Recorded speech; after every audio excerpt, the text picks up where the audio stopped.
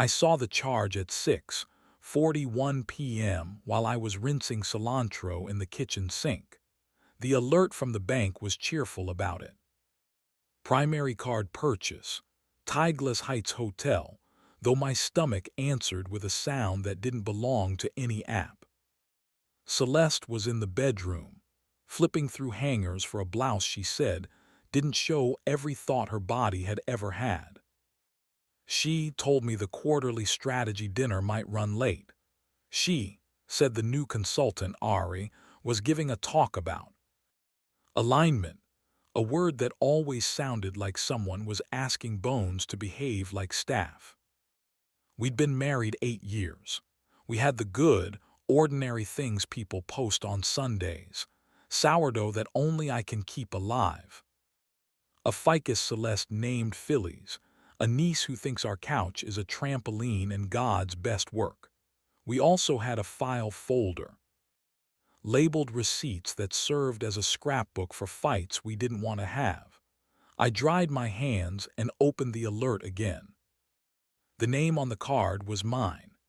The hotel was 12 blocks from the restaurant where her team liked to toast bonuses they hadn't been given yet. The scent memory that rose up was not bread or cilantro. It was lobby perfume and hush. "Which shoes?" Celeste called. She held up 2 pairs, the soft black heels that make her 5'10" and dangerous, and the sensible ones that say meetings are marathons. "The dangerous ones," I said, "because I am not a coward in unimportant moments." She smiled with half her mouth and kissed my neck like punctuation. "Don't wait up," she said, light as the cork of a bottle you already know the taste of. "If we go to the rooftop, reception is terrible." Got it.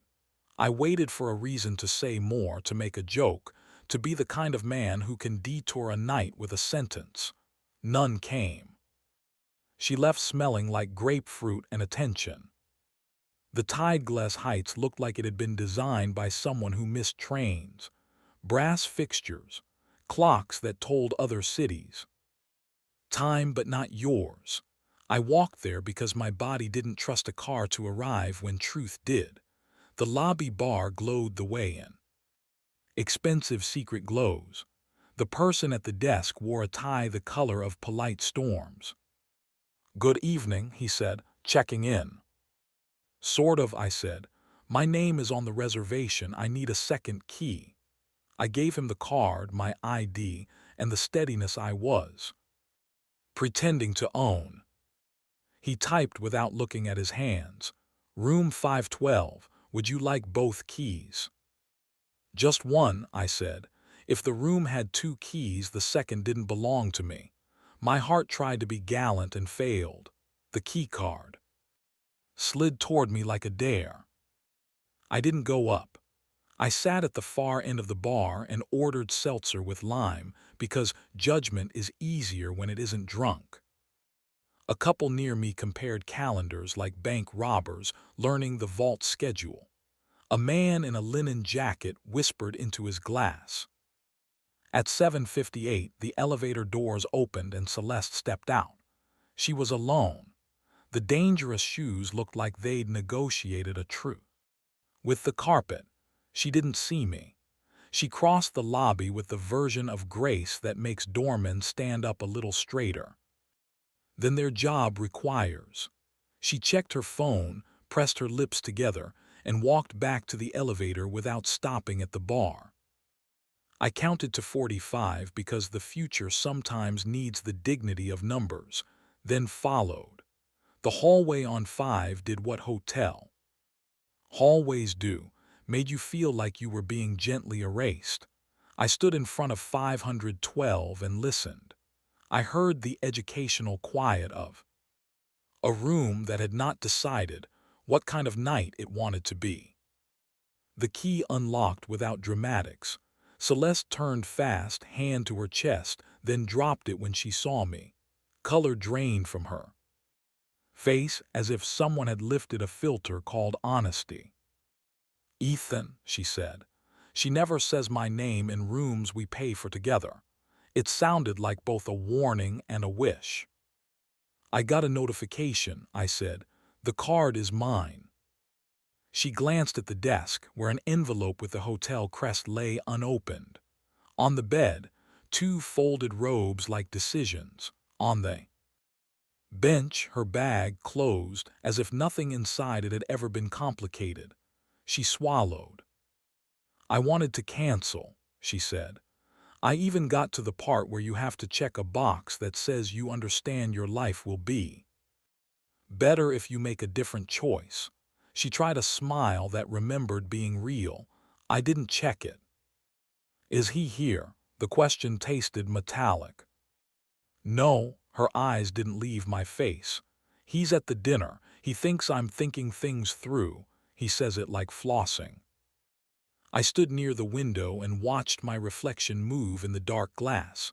We'd bought this life together. I recognized our shape, our posture, the way I'd begun to keep my hands in my pockets when we argued so I didn't accidentally reach for her. "Why this?" I asked. "Why a room?" "Because a room feels like a new page," she said, voice low. "At home the pages have notes in the margins. I wanted to see if I still remembered how to be the version of myself who doesn't narrate her compromises." The bed between us was smooth the way denial is smooth. I thought about telling her I'd never cheated and how that fact had sometimes felt more like inertia than virtue. I thought about the woman at the hardware store who remembers the size of the screws we need and once touched my wrist when she laughed. I thought about how easy it is to blame context for character. "Do you want me to leave?" I asked. "No," she said immediately, as if the answer had been waiting, impatient. "I want to be stopped in a way I can respect." There are sentences that enlarge a room. That one did. I sat on the corner of the bench and she stayed where she was, both of us inside a geometry we hadn't practiced. The quiet wasn't cruel yet. It might become kind if we let it. "When did it start?" I asked. "After Q2, she said. "We were in an airport lounge with yogurt in jars and tiny, performative spoons. I said I hated the word disruption because most of the time it just meant a company forgot to be decent. He said he liked that I still had nouns that could be offended." She looked embarrassed. Then he laughed at something I wrote on a whiteboard. "You weren't there to see me be smart." "He was." "Did you tell him you were married?" "Yes," she said. "He said that made me safer to talk to." I stared at the robe on the bed as if the robe might develop ethics. "Did you book the room?" She nodded. "At lunch. I ordered a salad I didn't want and a mistake I did, and then I couldn't swallow either of them. We have a way we touch when we're trying to solve a problem neither of us knows how to name. It's not dramatic. It's a palm to the back, a thumb tracing a shoulder blade. I stood and came closer. She didn't retreat. Her breathing snagged once the way a sweater catches on a splinter and then decides not to. "Look at me," she said. She never says it like that. I did. The room sharpened.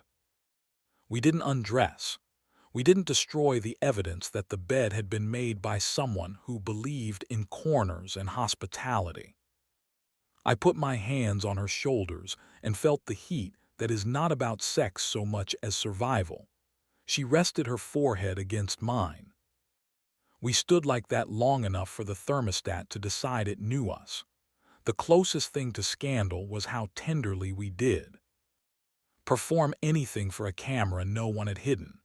When we kissed, it was slow and careful, like two people returning a library book together because both of their names were on the account. "Say my name," she whispered. "Celeste." It did something to the air between us, a little rearrangement of oxygen. She exhaled as if she'd been waiting to hear it without irony. It isn't that intimacy forgives. It just makes forgiveness possible. She stepped back first. I have to text him, she said. You can stay if you want. I don't want this room to belong to just me. I nodded and turned to the window, giving her the privacy a clean ending deserves. The message she typed was short. This was an idea. I don't want any more. Don't contact me outside of work. She set the phone face down. We listened to the silence for the length of a heartbeat album. The phone buzzed once, then obediently died. Come home with me, I said. Yes, she answered. She picked up her bag, then paused, lifted the envelope with the crest and left it sealed. We left the room, looking like no one had remembered how to sleep in it.